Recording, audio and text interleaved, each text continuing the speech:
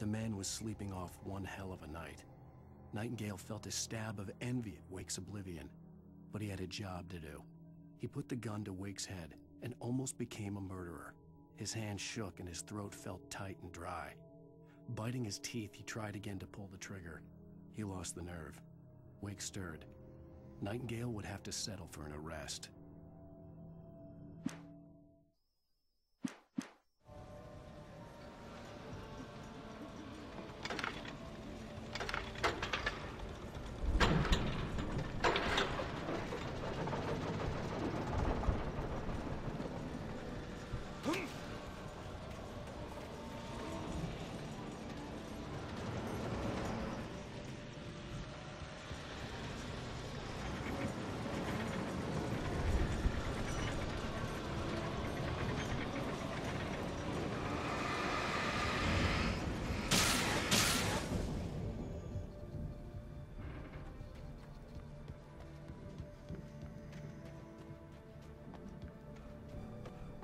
I could sense the movement in the woods ahead. Facing the enemy without a weapon was dangerous, but I had no choice.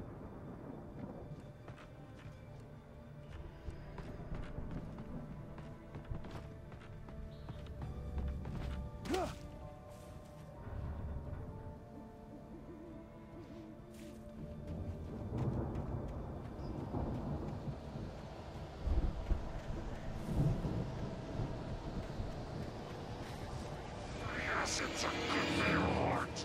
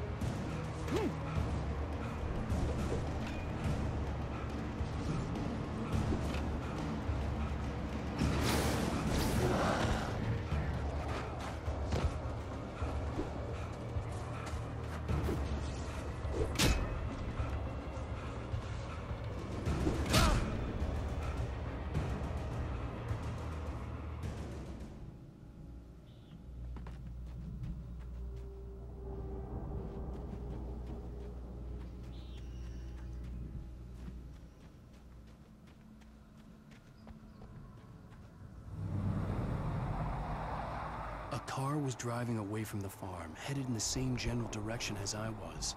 For all I knew, it was Barry, caught in the consequences of leaping before looking.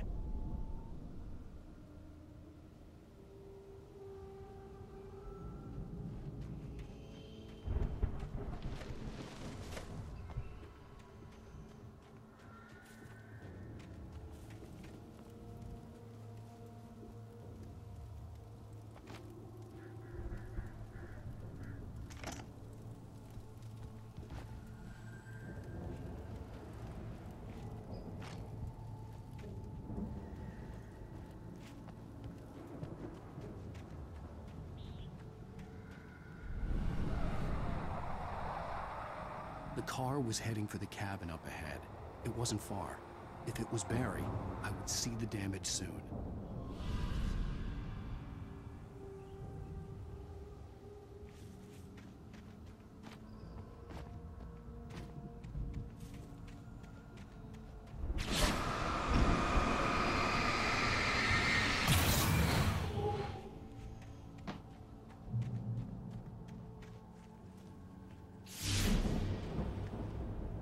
I'm trying to deliver each page to the right time and place.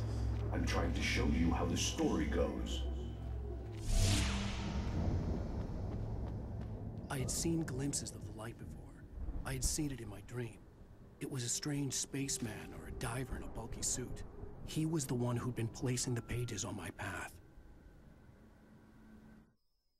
The dark presence followed the choreography laid out to it in the manuscript, growing stronger and stronger, moving like a storm from one scene of destruction to the next. But it was still bound to follow the story and chained to the dark place it came from. When the story reached the end it longed for, it would finally be free.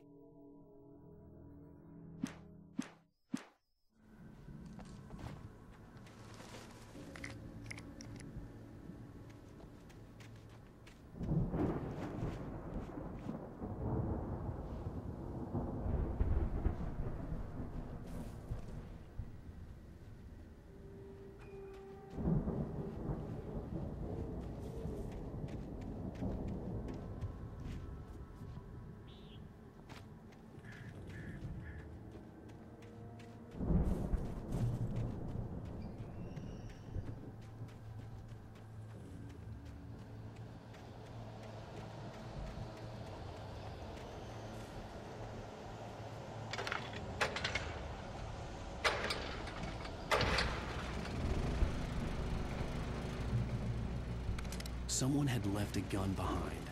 Now I had a fighting chance of reaching the farm.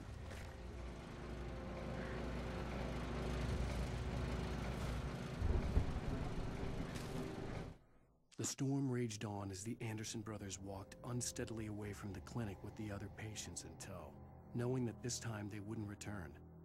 The darkness around them seethed with horrors, but Tor and Odin were unafraid. Their eyes glinted with guile. They knew every secret path, and there was blood on their hands. They had fought these shades before.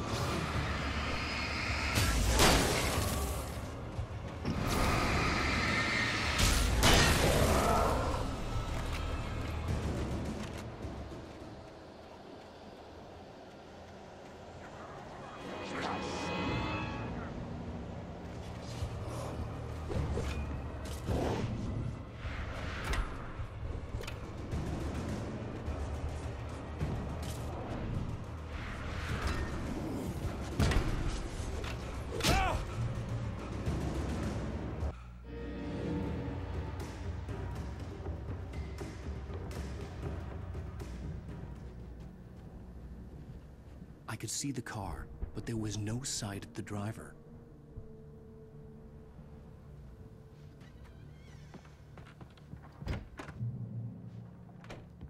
Hello? Anybody here? Barry! No! Danny, you're not! Ah! Please! Ah! What are you? Ah! No! Don't! I'm sorry! Ah!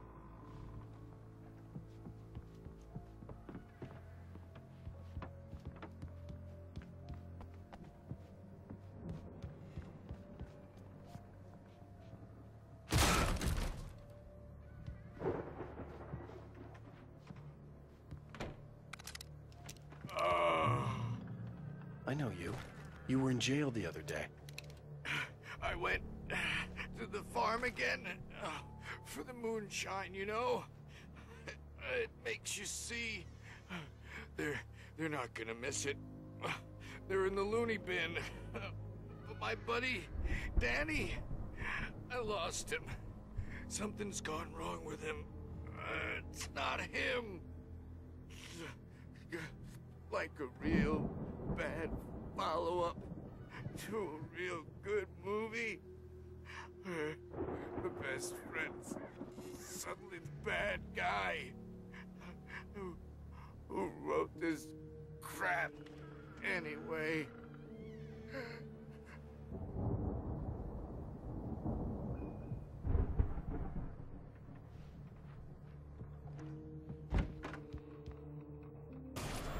I've run through every possible course in my head. If I continue like the Dark Presence wants me to, the story I'm writing won't save Alice.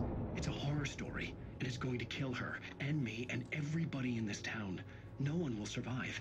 Darkness will consume everything. This is what it's wanted all along. It will be free, unstoppable. It used Alice to get to me, dangled her in front of me to keep me going. It was never going to release her. I'm going to change this. I've written myself into the story. I'm now the protagonist. This feels like a terrible risk, but it's the only way to save Atlas. I'll be bound by the events of the story just as much as anyone else who's been woven into it. The story must stay true for this to work. There have to be victims along the way, near escapes, cliffhangers. In a horror story, it can't be certain that the hero will succeed or even survive. He almost has to die. I'll write my own escape into the story next. I need help. Zane's going to be the one who will help me. I'll make it happen.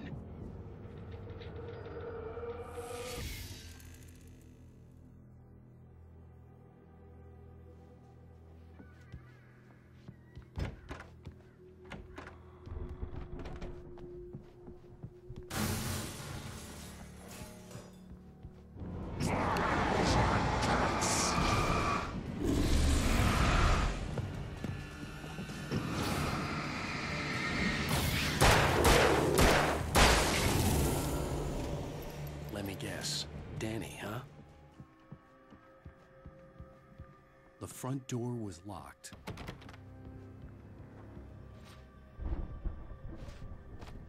The farm was still a good distance away. I'd need a car to get there fast. For a moment, Hartman considered strangling the idiot. Mott was mean-spirited, but easily manipulated.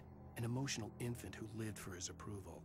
Wake, by contrast, was a far more difficult subject. Mott had given him too much leash. In 2 days, who knew what could happen? Hartman would have to find a way to rein him in, and quickly.